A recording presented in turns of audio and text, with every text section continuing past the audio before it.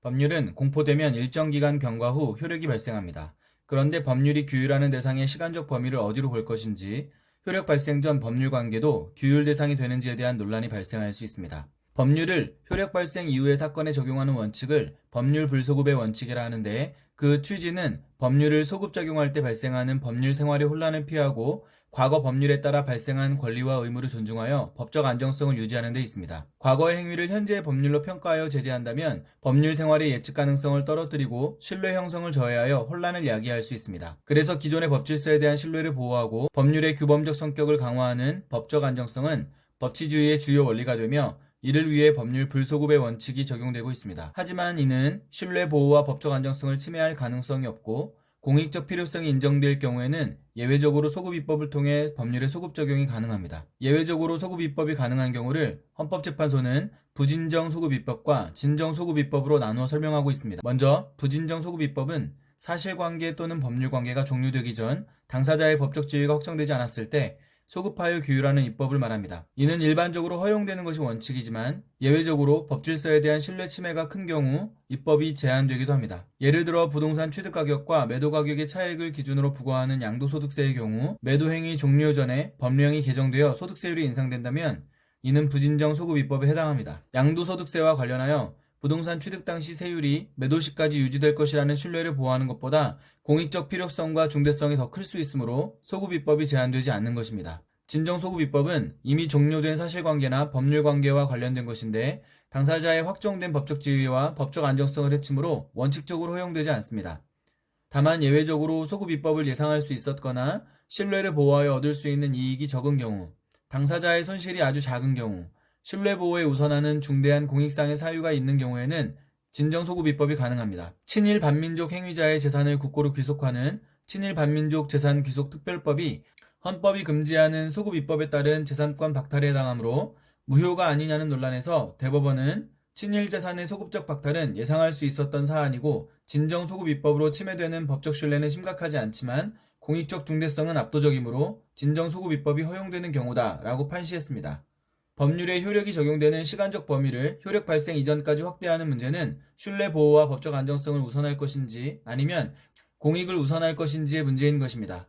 우리 법체계는 법률 불소급의 원칙을 유지하되 예외적으로 신뢰 보호와 법적 안정성을 해야 할 우려가 적고 공익적 필요가 인정되는 경우 소급 입법을 허용한다는 입장인 것입니다. 법률은 공포되면 일정 기간 이후 효력이 발생하는데요. 그 규율 대상의 시간적 범위에 대한 논란이 발생할 수 있습니다.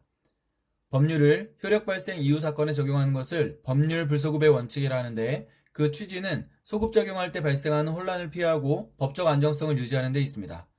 기존 법질서에 대한 신뢰 보호와 법률의 규범적 성격의 강화를 의미하는 법적 안정성은 법치주의의 주요 원리이기 때문입니다. 하지만 신뢰와 안정성을 침해할 가능성이 없고 공익적 필요성이 있을 경우에는 예외적으로 법률의 소급 적용이 가능합니다. 소급 입법이 가능한 예외 중 부진정 소급 입법은 사실관계 또는 법률관계가 종료되기 전이므로 소급하여 규율하는 입법을 말합니다. 이는 일반적으로 허용되는 것이 원칙이지만 예외적으로 신뢰 침해가 큰 경우 입법이 제한되기도 합니다. 예를 들어 양도소득세의 경우 매도 종료 전에 소득세율이 인상되는 경우가 부진정 소급 입법에 해당합니다. 부동산 취득 당시 세율에 대한 신뢰를 보호하는 것보다 공익적 필요성과 중대성이 더 클 수 있으므로 소급 입법이 제한되지 않는 것입니다. 진정 소급 입법은 종료된 사실관계와 관련된 것인데 당사자의 법적 지위와 안정성을 해치므로 원칙적으로 허용되지 않습니다. 다만 소급 입법을 예상할 수 있었거나 신뢰 이익이 적은 경우, 손실이 아주 적은 경우, 공익상의 사유가 있는 경우에는 진정 소급 입법이 가능합니다.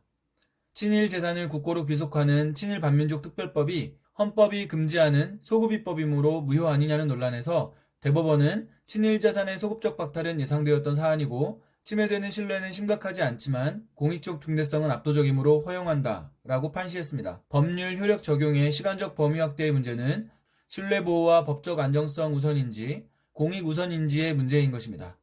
우리 법체계는 불소급의 원칙을 유지하되 예외적으로 신뢰와 안정성을 해야 할 우려가 적고 공익적 필요가 인정되는 경우 소급을 허용한다는 입장인 것입니다. 법률의 효력 발생에 있어 시간적 범위에 대한 논란이 발생할 수 있습니다. 이후의 사건에만 법률을 적용하는 법률 불소급의 원칙의 취지는 소급 적용할 때 발생하는 혼란을 피하고 법적 안정성을 유지하는 데 있습니다.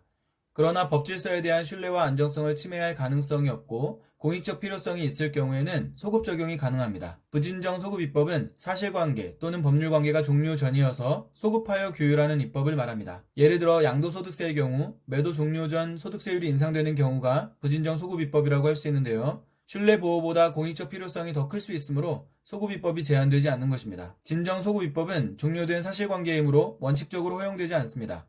다만 소급을 예상할 수 있었거나 신뢰 이익이 적은 경우, 손실이 적은 경우, 공익상의 사유가 있는 경우에는 진정소급 입법이 가능합니다. 친일특별법과 헌법 사이의 논란에서 대법원은 소급적 박탈이 이미 예상되었던 것이며 침해되는 신뢰는 심각하지 않지만 공익적 중대성은 압도적이므로 허용한다 라고 판시했습니다. 효력 적용의 시간적 범위 확대 문제는 신뢰와 안정 우선이냐 공익 우선이냐의 문제인 것입니다. 우리 법체계는 불소급의 원칙을 유지하되 예외적으로 소급을 허용한다는 입장인 것입니다.